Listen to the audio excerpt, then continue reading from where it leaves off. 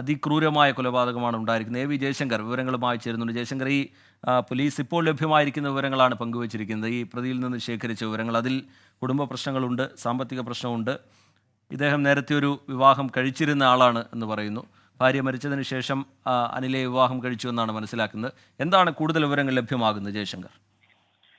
അതായത് കുറച്ചു മുമ്പ് നമ്മളോട് സംസാരിച്ചത് കൊല്ലം SHO ആയിരുന്നു. ഇദ്ദേഹം ഇത്തരത്തിൽ വലിയ തോതിലുള്ള കൊലപാതകം ഉൾപ്പെടെയുള്ള ക്രൈം കേസുകൾ ഡീൽ ചെയ്ത വലിയ പരിചയമുള്ള ഒരു ഉദ്യോഗസ്ഥനാണ്. തിരുവനന്തപുരത്ത് ഉൾപ്പെടെ ഇദ്ദേഹം ജോലി ചെയ്തിട്ടുണ്ട്. അതുകൊണ്ട് തന്നെ ഇത്തരം കേസുകളിൽ പ്രതി നൽകുന്ന മൊഴി മാത്രം പോലീസ് പരിഗണിക്കുമെന്ന് നമുക്ക് വിശ്വസിക്കാനാകില്ല. കാരണം അതിനപ്പുറത്തേക്കുള്ള ഒരു പരിശോധന ഈ കേസിൽ ആവശ്യമുണ്ട്. എന്തായാലും നിലവിൽ മാധ്യമങ്ങളോട് ഈ പോലീസ് പറയുന്നത് ഇത് ഭാര്യയും ഭർത്താവും തമ്മിൽ വലിയ തോതിലുള്ള പ്രശ്നങ്ങളുണ്ടായി. ഈ പ്രശ്നങ്ങളാണ് ഇത്തരത്തിലൊരു കൊലപാതകത്തിലേക്ക് നയിച്ചത്. ഇവർ തമ്മിൽ സാമ്പത്തികപരമായും അല്ലാതെയും കുടുംബ പ്രശ്നങ്ങളും മറ്റ് വിഷയങ്ങളും എല്ലാം തന്നെ കുറച്ചധികം നാളുകളായി നിലനിന്നിരുന്നു.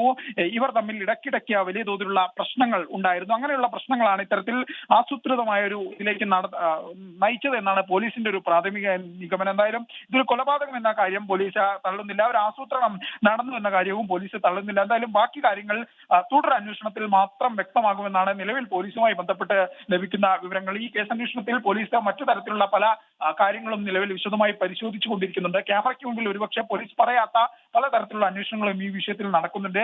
ഇതുമായി ബന്ധപ്പെട്ട് കേസെടുക്കുന്നതിന്റെ നടപടിക്രമങ്ങൾ ഇപ്പോഴും പുരോഗമിക്കുകയാണ്. കാരണം അതിന്റെ ഭാഗമായാണ് ഈ പ്രതിയുടെ പ്രാഥമിക മൊഴി പോലീസ് രേഖപ്പെടുത്തിയത്. ഈ സംഭവ സ്ഥലത്ത് നിന്ന് തന്നെ ഈ പ്രതിയെ പിടികൂടാൻ പോലീസിന് സാധിച്ചു. അത് പോലീസിനെ സംബന്ധിച്ച് വലിയൊരു വിജയമാണ്. കാരണം ഈ കേസിന്റെ ആദ്യഘട്ടത്തിൽ ഈ പ്രതിയെ കസ്റ്റഡിയിലിരുത്തി ചോദ്യം ചെയ്യുക, പ്രതിയിൽ നിന്ന് മൊഴി രേഖപ്പെടുത്തുക, വിശദാംശങ്ങൾ എടുക്കുക, പ്രതിയുടെ ഭാഗം കേട്ട് തുടരന്വേഷണത്തിലേക്ക് കടക്കുക എന്നത് പോലീസിനെ സംബന്ധിച്ച് ഇതിന്റെ മറ്റു കാര്യങ്ങളിലേക്ക് കിടക്കുമ്പോൾ, സാങ്കേതിക നടപടിക്രമങ്ങളിലേക്ക് ഉൾപ്പെടെ കിടക്കുമ്പോൾ വലിയ ഗുണം ചെയ്യും. എന്തായാലും പോലീസ് ഈ വിഷയത്തെ അല്പസമയത്തിനകം തന്നെ ഈ FIR നടപടിക്രമങ്ങൾ പൂർത്തിയാക്കും. അതിനുശേഷം ഈ FIR രജിസ്റ്റർ ചെയ്ത ശേഷമായിരിക്കും പ്രതിയുടെ അറസ്റ്റ് രേഖപ്പെടുത്തുന്ന കാര്യത്തിലേക്ക് ഉൾപ്പെടെ കടക്കുക. നാളെ ആയിരിക്കും ഇതുമായി ബന്ധപ്പെട്ട ഇൻക്വസ്റ്റ് നടപടികൾ ഉൾപ്പെടെ സംഭവസ്ഥലത്തെത്തി പോലീസ് പൂർത്തിയാക്കുക. അതിനുശേഷം ഇരു കൂട്ടരുടെയും ഈ കൊല്ലപ്പെട്ട യുവതിയുടെയും ഈ പത്മരാജന്റെയും ഉൾപ്പെടെ ബന്ധുക്കളുടെ ഉൾപ്പെടെ മൊഴികൾ രേഖപ്പെടുത്താനുണ്ട്. ഇവർ താമസിച്ച സ്ഥലത്ത് പോലീസ് പരിശോധന നടത്തും. അവിടെ അയൽവാസികളുടെ ഉൾപ്പെടെയുള്ള ആളുകളുടെ ഇവർ തമ്മിലുള്ള പ്രശ്നങ്ങളെ സംബന്ധിച്ച് ഉൾപ്പെടെ അങ്ങനെ വിശദമായ പല തലത്തിലുള്ള അന്വേഷണങ്ങൾ നടത്താനുണ്ട്. അതിനുശേഷമായിരിക്കും കൃത്യമായൊരു നിഗമനത്തിലേക്ക് പോലീസ് എത്തിച്ചേരുക എന്നാണ് നിലവിൽ